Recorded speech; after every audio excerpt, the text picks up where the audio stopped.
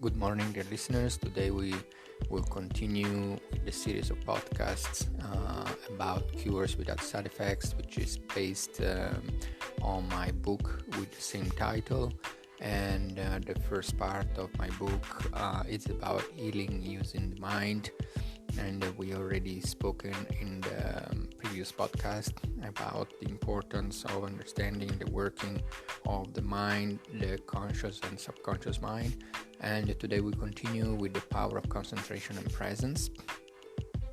So as we already seen, all methods that one can use using the mind to start healing processes are based on the capacity to be present and have a very stable concentration. So concentration brain means to bring to a center, and is the best of the mind's tool. So it's the foundation of all tools of the mind. Concentration and presence go together, although presence is more like an effortless situation of the mind, where once one has developed a stable concentration, then one can just kind of loose up and just remain in a state of presence, which means undistracted.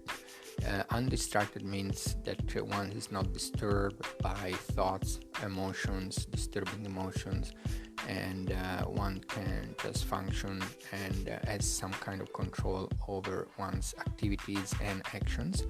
And this is not a state of enlightenment, this is not a state of awakening, this is just a tool that very important tool that mind can develop, and but is the foundation of anything that any path to any spiritual path or whatever path one decides to embark in.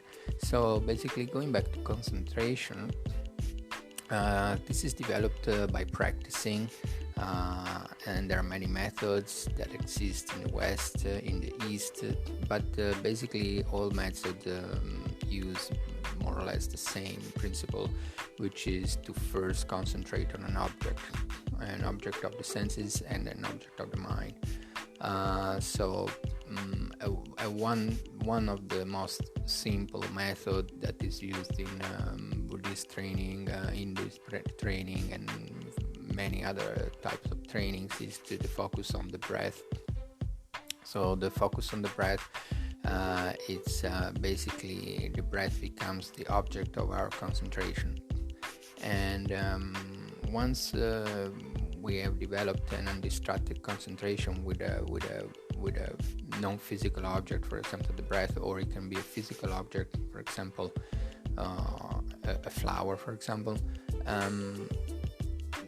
Once we have developed that kind of concentration, we'll be able to remain in a state of undistracted presence, and we will not be disturbed by movements of thoughts. And this is called undistracted presence of mind, or abiding in the present moment. Sort of this word abiding in the present moment means that we're still in the realm of dualistic mind, because there is somebody abiding and something to abide on, but it's nevertheless a very important tool. So in a nutshell, the whole process of concentration or meditation, we can call it meditation, consists in fixing the attention upon something which can be physical, non-physical, or even one's own consciousness itself. Once we have developed a little bit of stability, you can just mind focuses on mind, and you are able to hold it there without being distracted by wandering thoughts or emotions. And once this is mastered in practice sessions, and it takes time, so undistracted concentration or mindfulness, we can call it's called also mindfulness. It's a Western term that has been developed. It means being present. This can be carried out in all daytime activities, and it's called abiding in the present moment. Some some call it the power of now, because we abide in the present moment. So just to finish up this podcast, just a few words about how to develop concentration and presence. So for example, we take the breath, we just sit and we concentrate in a one-pointed way on the inhaling and exhaling process without altering or modifying the breath. We're not trying to modify in any way the breath. This is not a breathing technique. This is just breath is just the focus of attention. And the reason we focus is because we need to have a focus, so that when thoughts and emotions come, we start noticing them instead of it. And at the beginning we're distracted, but with practice we become less and less distracted, and the breath becomes a kind of effortless concentrating process. So anytime we're distracted, we gently bring back the mind to the object of concentration over and over and over again, without without rejecting distracting thoughts or emotions, without altering them, without rejecting them. And after some time, one is able to effortlessly direct the focalized mental power of concentration upon whatever object, concept, or anything without distractions. It takes time.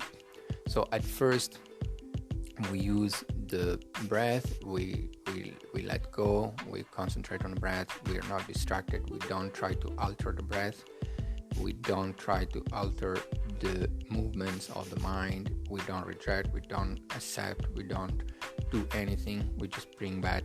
This develops a kind of meditation stability or concentration stability. And then we kind of let go also of the object of concentration. So we almost let go of the breath as the object of concentration, and we just remain in a stable presence, and we're just present to anything that happens, to the sense objects or to the mind objects, like thoughts and emotion. And the final result of all these practices is that one is able to carry this new acquired skill of peaceful, undistracted presence into daytime activities, and one is able to carry out any activity or task with total accuracy and without any effort, without generating resistance to what is manifesting in the present moment. And a peaceful kind of rest state of the mind is achieved after some time. It takes practice.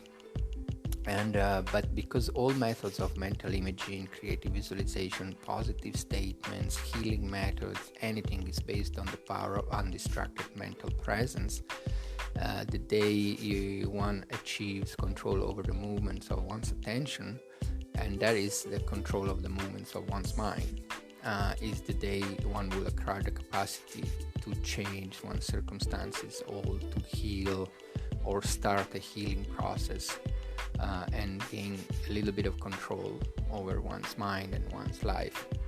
So the power to abide in undistracted presence is an indispensable quality of consciousness and mind if one wants to make any spiritual or practical change.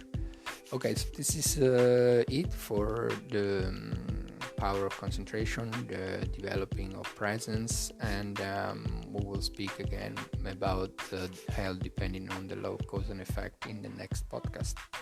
Thank you for listening, and I'll see you in the next podcast.